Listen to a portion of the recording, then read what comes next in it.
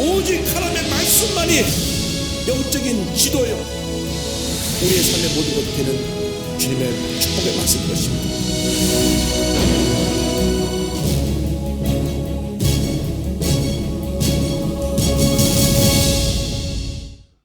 오늘 로마서 개요와 함께 로마서 1장 1절로 7절의 말씀을 가지고 복음의 핵심에 대하여서 말씀을 나누려고 합니다. 로마서는 보석으로 비유하면 다이아몬드 반지와 같은 책이다. 그만큼 찬란한 그 복음의 빛이 비쳐나오는 그런 책이다 생각하면 됩니다. 그래서 시간을 내서 한번 로마서를 꼼꼼히 읽으면서 우리 신앙의 기초를 점검할 필요가 있습니다. 로마서를 누가 썼느냐? 로마서 1장 1절에 밝힌 대로 로마서의 저자는 사도 바울입니다. 사도 바울이 이 로마서를 기록했습니다. 신약성경 27권 중에 사도 바울이 쓴 책이 13권입니다. 로마서부터 시작해서 쭉 이어져가는 빌레몬까지 13권의 책을 사도 바울이 썼습니다. 그 다음에 연결되는 히브리서는 사도 바울이 썼지는 않지만 사도 바울의 영향을 받은 사람이 써서, 어떤 사람은 바울 서신 속에 그 책을 넣기도 하고 안 넣기도 하지만 어쨌든 사도 바울이 썼거나 사도 바울에서 영향을 받아 쓴 책을 다 합치면 14권입니다. 그러나 정확하게 말하면 13권을 사도 바울이 썼다. 그만큼 사도 바울이 우리 기독교 신앙의 신학적인 기초를 놓는 데 큰 공헌을 한 분입니다.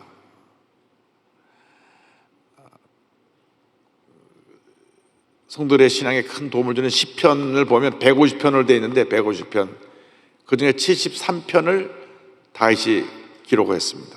73편. 그러니까 절반을 넘어서긴 안 하신 것 같아요. 교만할까 봐. 절반 가까이. 신약성경 27권 중에서 13권을 사도 바울이 썼습니다. 누구에게 썼느냐? 수신자는 로마교회 성도들.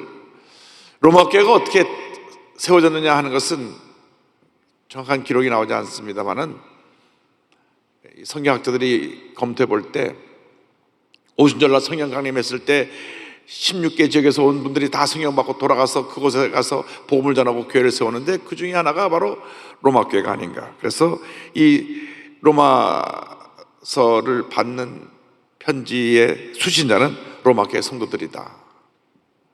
그러니까 로마서는 로마 교회 성도들이 보낸 거고, 에베소서는 에베소 교회 보낸 편지고, 고린도전서 고린도후서는 고린도 교회 보낸 편지라 생각하면 됩니다. 언제 기록했느냐?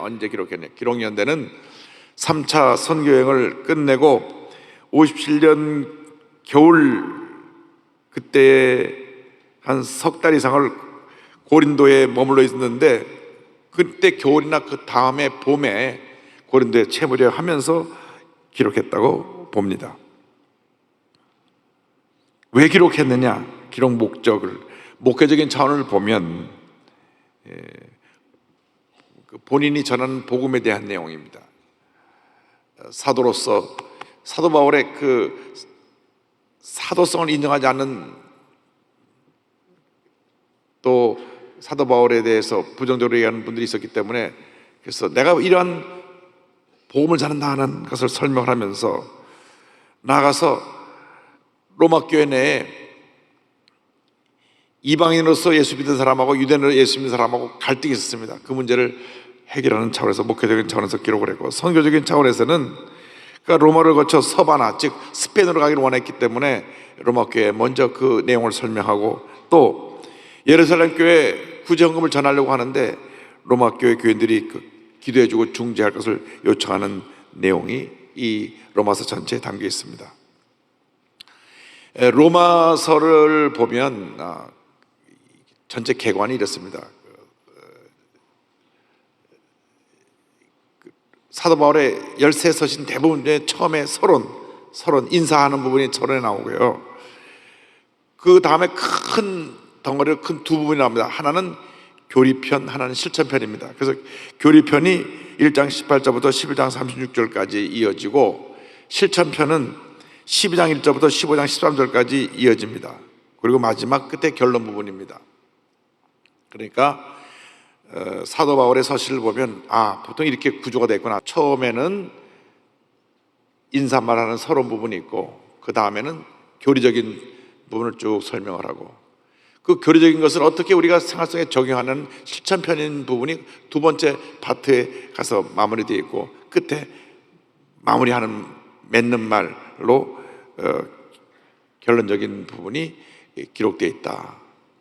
그래서 모든 서신을 보면 앞에는 쭉 교리적으로 설명한 부분이 나오고 후반부에 가서는 어떻게 우리가 그리스도인으로서 하나님 기뻐하시는 삶을 살아가느냐 하는 그 적용편, 실천편이 나옵니다. 그 정도만 우리가 그림을 그려놓고 내용을 진행해 나가겠습니다. 이제 제일 처음에 나오는 1장 1절 부분은 예수 그리스도의 종 부름받은 사도에 대한 설명이 나옵니다. 1절 다 같이 보겠습니다. 예수 그리스도의 종 바울은 사도로 부르심을 받아 하나님의 복음을 위하여 택장함을 입었으니, 본인이 자신을 소개합니다. 나는 예수 그리스도의 종이며 사도라고 자신을 소개합니다. 우린 누군가 예수를 믿고 나서 자신에 대한 분명한 자화상, 정체성을 알고 있어야 됩니다. 우리가 예수 믿은 다음 우리의 신분이 바뀌어집니다. 마귀의 노예였다가 하나님의 자녀가 된 것입니다. 우리는 하나님의 자녀입니다. 하나님의 자녀를 그 누구도 해할 수가 없습니다. 하나님이 함께 하시기 때문에. 고난을 당하고 조금 괴롭힘을 당해도 그것은 하나님께서 우리의 믿음이 자라고 우리에게 영적 축복을 주시기 위해서 통과하는 과정일 뿐이지, 하나님 한번 딱 붙들어서 만선의 예정하신 하나님의 자녀는 일생 나가도록 하나님께서 보호하시고 인도하시고 복을 내려주시는 것입니다. 하나님의 자녀다 하는 겁니다. 택함받은 하나님의 자녀입니다. 그런데 우리가 신앙이 성숙하고 나면 하나님의 자녀의 삶에서 하나님의 영광을 위해서 헌신하는 주님의 종이 되는 것입니다. 종. 사도 바울은 내 일생 주님이 시키는 일만 하는 주님의 종으로 부름을 받고 그 사명 제가 감당하기 위해서 부름을 받았습니다. 종은 목표가 딱 하나입니다. 주인이 원하시는 일, 주인이 시키시는 일, 주인이 계획하신 뜻을 이루어가는 것이 종입니다. 여러분들이 신앙에 성숙해서 주님의 종으로 살아가게 되기를 바랍니다. 종이 되기 전까지는 내가 내 뜻, 내 계획, 내 삶을 살았지만은 종이 되고 나면 주님의 뜻, 주님의 계획, 주님의 일을 하고 주님 영광을 위해 살아가는 것이 바로 종의 모습입니다. 평생 내 뜻대로 살면 많은 문제와 고난 속에 살게 될 것입니다. 예수를 믿어도 똑같이 예수를 믿어도 늘 고난 속에 머물러 있는 이유는 100% 주님께 다 맡기지 못하고 내가 나의 삶을 내 뜻대로 살아가려 하니까 그러한 문제와 도전과 어려움이 우리를 둘러싸고 있는 것입니다. 철저하게 성령의 사로잡힌 되어서 주님의 종이 되면 주의 뜻이 이루어지기를 원합니다. 주님 홀로 영광 받으시옵소서. 그 같은 종으로서 쓰임을 받게 되는 것입니다. 근데 사도로 또 부름을 받다고 했습니다. 사도의 직분에는 세 가지 자격 조건이 있습니다. 예수님께서 친히 부르시고 사역을 맡기신 사람, 예수님의 부활을 목격한 사람, 예수님에 의해서 복음 전파의 사명을 받은 사람. 그러니까 예수님의 12제자가 바로 이 사도의 조건을 다 갖추었습니다. 그런데 사도 바울은 직접 예수님을 따라다닌 적도 없고 부활을 목격한 적도 없고, 어떻게 보면 예수님의 제자하고는 너무나 조건을 갖추지 못하고 자격을 갖지 못하고 할 수 있습니다. 그런데 사도 바울은 하나님의 은혜 가운데 예수님 직접 부르셨어요. 다메섹으로 도망가는 동안에 강한 빛 가운데 예수님 오셔서 그를 부르시고 그게 사명을 주었기 때문에 이 다메섹 도상에서 예수를 만난 사건이 그를 사도로 만든 것입니다. 그래서 사도 바울이 본인이 사도임을 깨닫고 주님을 하는데 그에 대해서 부정적으로 본 사람들은 늘 네가 무슨 사도냐, 누가 널 사도로 인정했느냐, 그를 물고 뜯었어요. 그래서 그의 서신 곳곳에 본인이 이렇게 부름받아 사도가 됐다는 것을 설명하는 내용이 나옵니다. 로마서에도 그 내용이 나옵니다. 그러니까 본인이 사도가 된 것은 본인이 되고 싶어서 된 게 아니라 주님이 날 택해서 부르셨다. 분명한 정체성, 주님 부르신 체험이 있었기 때문에 그가 사도로 쓰임을 받게 된 것입니다. 그래서 사도 바울은 그리스도의 종과 사도라고 하는 두 가지 정체성을 갖고 한평생 주님을 섬겼습니다. 여러분들은 하나님의 자녀로서 하나님 기뻐하시는 삶을 살아가는 하나님의 자녀가 되시고 하나님의 종으로서 전적으로 주의 뜻에 순종하고 헌신하는 그런 삶을 살게 되기를 바랍니다. 그런데 보니까 바울은 사도로 부르심을 받아라고 하는 표현을 합니다. 부르심을 받아. 이게 하나님의 절대 주권적인 역사로 부르신 것입니다. 택하고 부르시고 사명을 주신 것입니다. 에베소서를 보면 창세전에 우리를 택하셨다 그랬습니다. 예정하고 택하셨어요. 그래서 우리는 여기 그냥 와서 앉는 것이 아니라 하나님이 이미 택하고 부르셔서 여기 와서 주님 앞에 예배를 드리고 또 온라인으로 그곳에서 주님께 영광을 돌리고 있는 것입니다. 복음의 핵심에 대해서 2절 이하에 나옵니다. 2절 보겠습니다. 이 복음은 하나님이 선자들을 통하여 그의 아들에 관하여 성경에 미리 약속하신 것이라. 복음의 내용은 뭐냐? 바로 우리 주 예수 그리스도에 있습니다. 신구약 전체의 주제는 바로 예수 그리스도에 있습니다. 구세주 예수 그리스도. 신약 성경, 구약 성경 모든 내용이 딱 하나 주제에 맞춰져 있습니다. 그래서 구약은 오실 예수 그리스도, 신약은 오신 예수 그리스도, 다시 오실 예수 그리스도입니다. 그래서 성경을 통해서 우리가 깨달아야 되는 것은 우리의 구세주로 오신 예수 그리스도를 깨달아 알아야 되는 것입니다. 한평생 우리가 믿고 의지하고 따라갈 분은 예수 그리스도 한 분밖에 없습니다.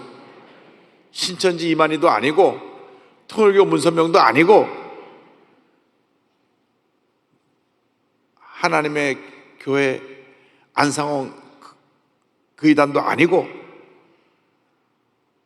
그 부인되는 장길자 그 사람도 아니고 다 사람이죠. 사람이 신이 될 수가 없습니다. 예수 그리스도 외에는 우리의 구세주가 없습니다. 그래서 예수님의 다른 이야기를 자꾸 하면 이상한 겁니다. 진짜 신앙은 예수님만 얘기합니다. 예수님 한 분만으로 만족합니다. 그래서 자나깨나 앉아나서나 예수님 생각. 그래서 우리 일생의 목표는 예수 그리스도를 닮아가는 것입니다. 누굴 닮아가요? 예수 그리스도. 예수 그리스도. 예수 그리스도. 예수님을 닮아가면 모든 문제가 해결됩니다. 예수 그리스도를 닮아가지 못하니까 모든 문제가 거기서 생겨납니다. 다툼이 있고 갈등이 있고 미움이 있고 시기가 있고 질투가 있고 분열이 있고 분노가 있습니다. 왜? 예수님을 닮아가지 못하기 때문에. 자리다툼을 하고, 아니 예수님만 높이 받으면 되는데 자리다툼을 왜 합니까?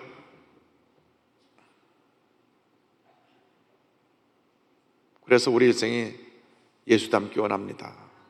할렐루야.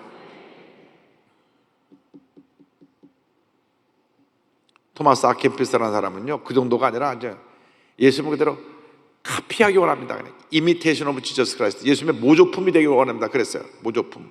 우리나라에서 짝퉁 잘 만들잖아요. 짝퉁. 진짜랑 가장 구별이 안 돼요. 너무 똑같이 만들어가지고. 근데 명품의 짝퉁이 되지 말고 예수님의 짝퉁이 되기를 바랍니다. 그 정도로 예수님만 닮았으면 얼마나 좋겠어요. 그 만사형통이죠. 왜? 주님과 나와 하나가 되었으니 나를 통해서 예수님이 영광에 나타나고 예수님이 일하시고 예수님이 문제 해결해 주시고 예수님이 병 고쳐주시고 예수님이 평안함 주시고 예수님께서 기쁨을 주시고 예수님께서 내 마음에 감사가 넘쳐나게 만들어 주십니다. 그게 제대로 안 돼 있으니까 막 속상해하고 미워하고 분노하고 남불고 뜯고 그냥 분열을 일으키고 소용돌이를 일으키고 온갖 문제가 다 생겨나는 겁니다. 우리가 예수를 믿고 바로 믿어야 돼요. 예수 그리스도, 예수 그리스도를 닮기 원합니다. 예수님처럼 살기 원합니다. 그리고 거기다 한 가지 더 붙여야 됩니다. 이 예수님을 전하기 원합니다. 전하기 원합니다.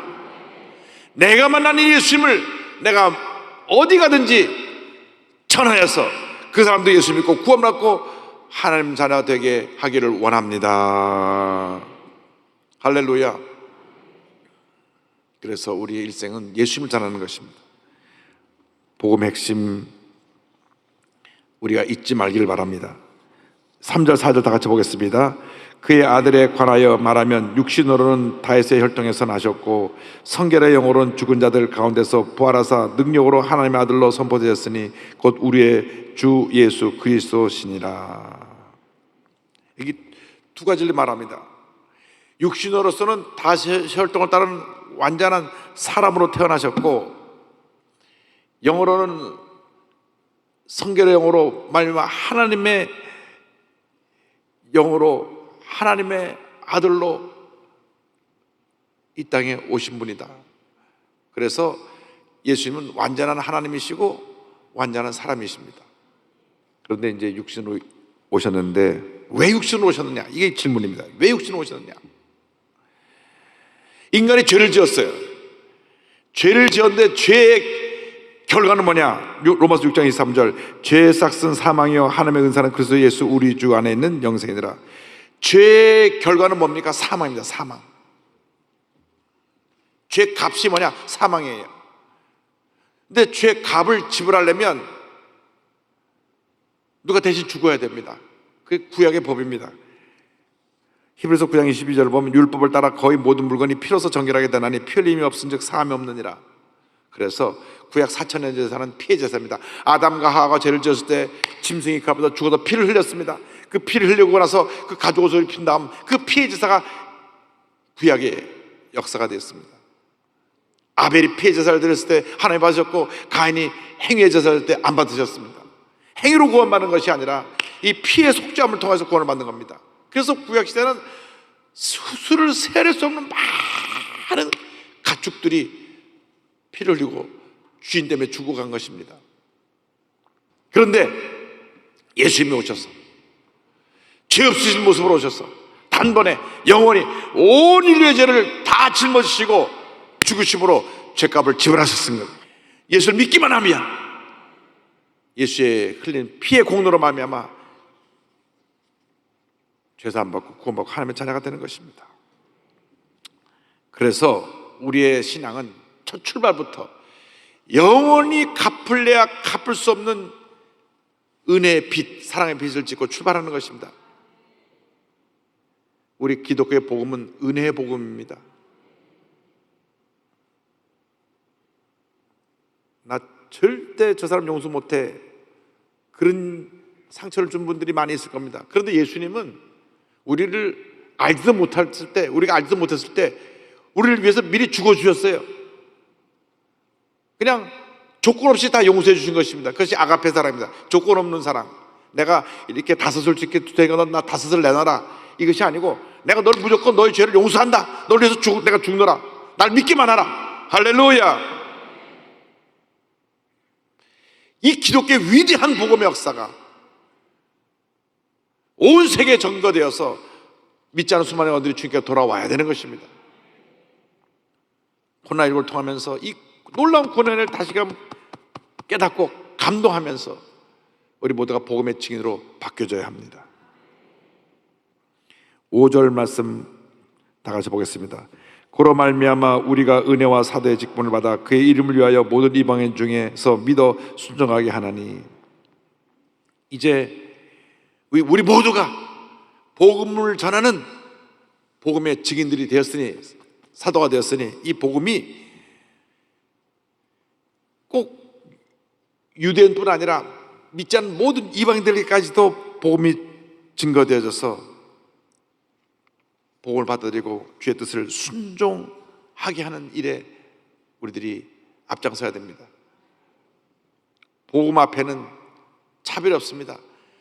부자나 가난한 자나 배운 자나 못 배운 자나 권력을 가진 자나 안 가진 자나 하나님 앞에는 다 공평합니다. 믿기만 하면 구원받고 하나님의 자녀가 되는 것입니다.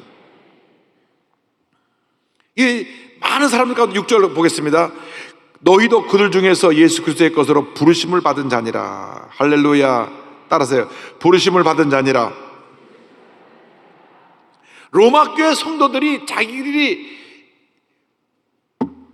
하나님의 자녀가 되고 싶어서 된 것이 아니라, 자기들의 의지로 구원받은 것이 아니라 하나님이 부르셔서 된 것이라는 것을 분명하게 합니다. 부르셨다. 여러분 여기 와 있는 것이 하나님이 부르셔서 온 것입니다. 지금 온라인으로 예배드리는 모든 성도들이 부르셔서 그 자리에 있는 것입니다. 나를 부르셨다. 참 주님 은혜 감사합니다. 나 같은 죄를 부르시는 은혜를 감사하고 또 감사하고 또 감사합니다. 그래서 예수 믿는 사람의 일생은 감사의 일생이 되어야 합니다.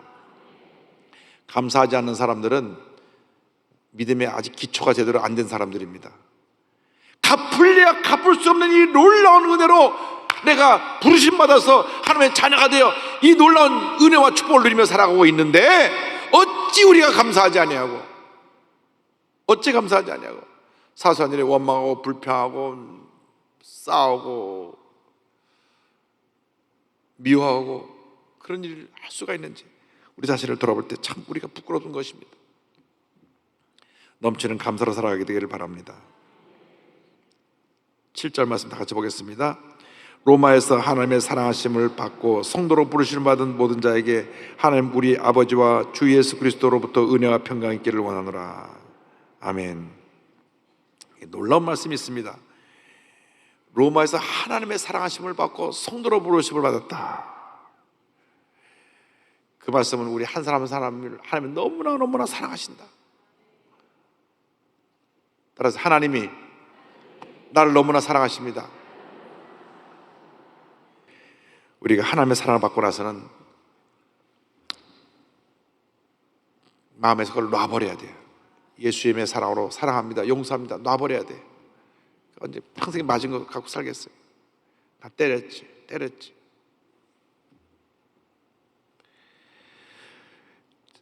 하나님의 사랑을 받고 그 다음에 성도로 부르심을 받았다. 성도란 말은 구별됐다는 말. 성도 구별된 사람, 하나님 앞에서 구별됐어요. 우리를 보통 사람이 아니라 거룩한 사람으로 불렀어요. 거룩한 무리라고 불렀습니다. 그러니까 예수 믿는 사람들은 이제는 바르게 살아야 돼요. 우리에게 필요한 것이 두 가지입니다. 은혜와 평강. 할렐루야. 은혜를 카리스라고 하고 평강은 샬롬이라고 하는데, 예수 믿는 사람들이 이 두 가지를 갖고 있으면 평생 부족함이 없이 살 수가 있습니다. 이로부터 우리에게 주신 놀라운 은혜,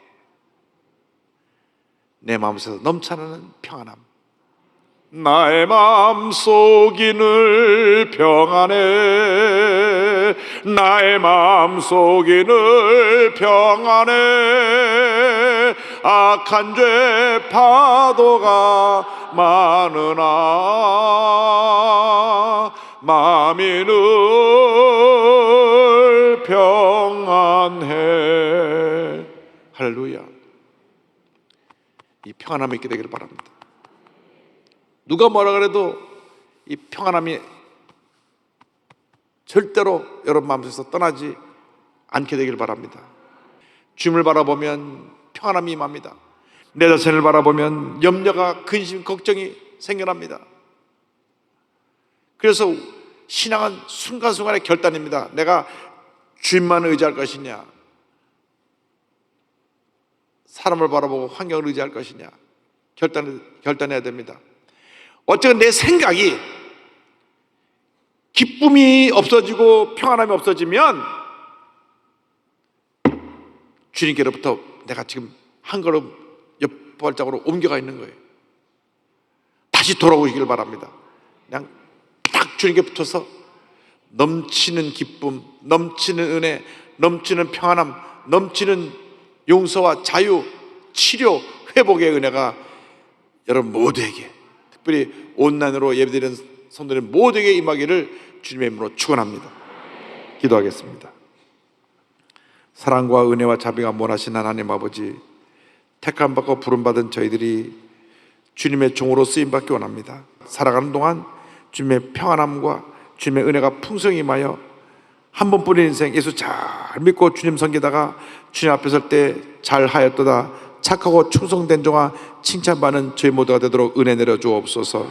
예수님의 이름으로 기도 올리옵나이다. 아멘.